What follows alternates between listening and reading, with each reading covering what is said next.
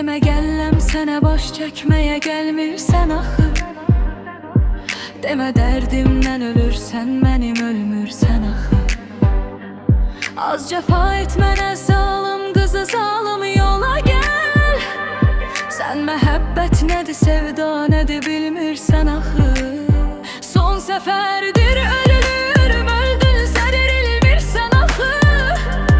Sene kıymet verenin qədrini bilmirsen axı.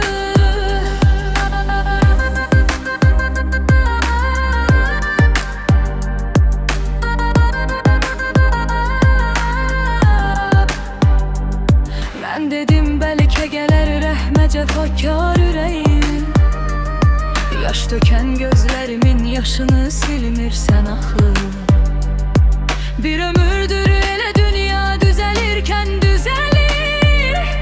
Sən də dünya kimisən məncə düzəlmirsən axı. Son səfərdir ölümür böldünsə dirilmirsən axı. Sənə qiymət verənin qədrini bilmirsən axı. Son səfərdir ölümür böldünsə dirilmirsən axı. Sənə qiymət verənin qədrini bilmirsən axı.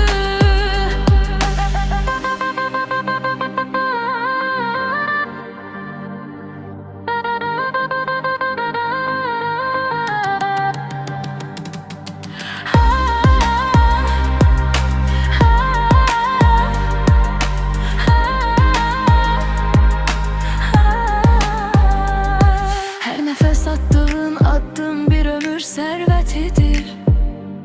Son seferdir ölüm öldünse dirilmirsen axı. Sənə ruhunda açan gül dedi en kıymetli. Sənsə şahit